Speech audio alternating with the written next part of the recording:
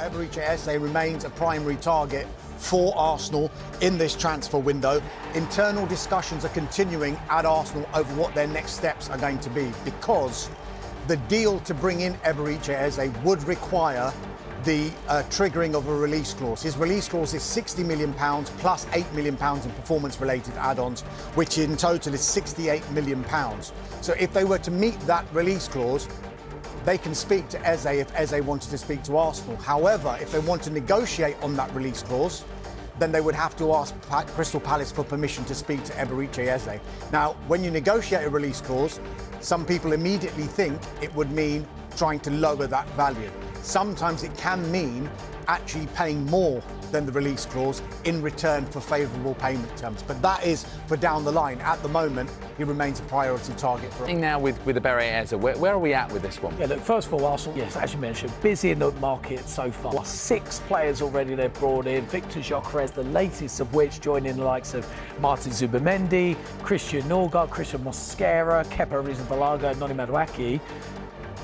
Outgoing's probably going to be the focus, but there is still interest in Eberechi Eze of Crystal Palace. 27-year-old's got 2 years left of his contract. Has a release clause around £67 million.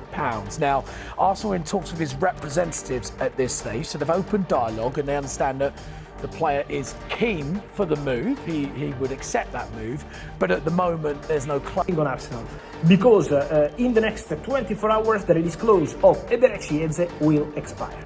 So basically Arsenal from today on can't go pay the clause and get the player. It will take a negotiation with Crystal Palace. According to my sources, this negotiation club to club has not started yet. In the last 3 days someone said the negotiation started. I'm told that the negotiation club to club has not started yet. But sources at Crystal Palace expect Arsenal to arrive for Eberechi Eze. Why? Because Arsenal have been in contact for months now with the agents of Eze, because Eze is very appreciated by Arsenal, because Arsenal still want to add the player if they will have the opportunity to, and Eze is their favourite because they spoke to the player several times and the player is also very keen on the move. So Palace expect Arsenal to arrive. Let's see when, let's see how this conversation will go, let's see financially what they can do, but now the clause has 24 hours. Then the story is going to be over in the next hours, basically, for Eberechi Eze in terms of the release clause. It's going to be over for the clause, not for Arsenal, because Arsenal remain absolutely interested in up-to-club contact at present. Arsenal's focus will be on players departing the club, and they're looking like the departure of Reece Nelson to Fulham. That looks like a potential another loan move, but I think Arsenal prefer that to be a permanent deal. Alexander Zinchenko, they're open to offers. Fabio Vieira as well, Albert Sambi, Lokonga. So there's plenty of players that probably need to leave the club first before Arsenal financially can make this deal work. But Eberechi Eze, I mean, for me, I love watching him play. I think he's got so much talent, creativity on that left-hand side, can float inside. I think he offers Arsenal a huge amount of versatility to their play, and the left-hand side of Arsenal's attack has been something they have been looking at improving in this transfer window. They have signed Noni Madueke. He's predominantly on the right, plays on the right side, back up to Saka maybe, can play on the left, but and Eze in that place is pretty exciting. Oh my goodness, fans. It really is. Yeah, and Gyökeres to profit from all of that creative service, you would think. Yeah, so Arsenal already busy, they could get busy. It's like you've never been away. Let's talk about whether Don't tell me it's Liverpool. Going to Arsenal. You said it. Could he be going to Arsenal, Jules? Yeah, I think that's a possibility. There've been talks for a little while now. We know that Crystal Palace won around £60 million for Eze, which is the price. We said it all summer of those kind of wide players, although he's not really a wide player. He's more of a 10 that has been playing wide in the system that Oliver Glasner's played at Palace. But this is the kind of price that you would expect for somebody like him. So Spurs, who missed out on Morgan Gibbs-White, who stayed at Forest in the end, are also looking at somebody like Eze and that kind of profile. So it'd be very interesting to see. I think on one hand, he'd be happy to stay because there's Europe for him on the back of this incredible FA Cup campaign last year.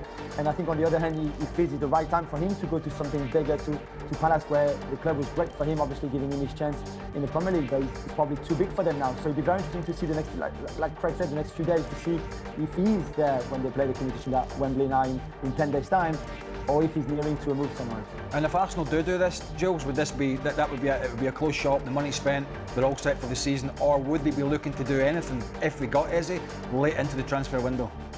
No, I think that would be it. Then I guess they can respond to departures maybe, but right now the only other position that they're looking to sign somebody in is that kind of left side position, left winger, somebody like Eze. They like a bit of pace too, but they got that on the other side massively. So on the left-hand side, I think somebody like Eze is the kind of profile that they're really keen on. You'd have to say though, wouldn't you? But, you know, Arsenal were a little bit off last year, but they're a good side.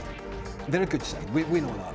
And looking at what they've done, looking at what Liverpool have done, I mean, it could be. I mean, if we're thinking, depending on how City resurrect themselves, and if Chelsea can continue with the sort of excitement that are surrounding them at the Club World Cup, which is going to be difficult, Liverpool and Arsenal look like two juggernauts in the Premier League. 100%. Yeah, 100%. And this is the time for Eze to be going to a club like Arsenal, Stevie. I think so. You know, I think he's served his apprenticeship. He's done his time. Now is the time where he and we need to find out if he can step up to one of the big boys and be able to produce it week in, week out, because it's expected when you play for an Arsenal or a Liverpool or a City or a Madrid or whatever it is right now. So he's proved to everybody that he's capable. Now he has to prove on the big stage that he can do it consistently, and there's no better place to go right now than Arsenal, and he would play. You know, Madueke's gone there. I don't think Madueke plays. I'm pretty sure they're not 100% sure on Martinelli. So if they sign Eze, I'm 100% certain that Eze would start for them. But and the other side to that is Martinelli is a bit hot and cold. Sometimes when he's hot, he looks great, and when he's a little bit off, his consistency level is not where it needs to be. And Trossard has done a great job, obviously, but Trossard always feels like he's a squad player, can play pretty much everywhere. What Eze does, and we've talked about this before, he's different. He's different to even Saka on the right side. He's different to Martinelli. He's different to Trossard. He's a wide player that looks to come infield quite a lot and get in that little pocket behind the midfield, and he can pick a pass and he can score a goal. We've seen him with some great goals from outside the box. We've seen him with some great deliveries, so he's different. He's not that pacey wide player. Saka's a wide player that takes people on. Martinelli's a wide player that takes people on. I would say Eze's a little bit different to that. He's a different type of player, and I think that's a good thing for Arsenal to have that mix, not to have, you know, replacing somebody with a bit of speed with somebody else with a bit of speed. It would be able to if things were not going to plan in a certain area or a certain game, you've got the ability to not only change personnel, but change the profile of the player that's coming on to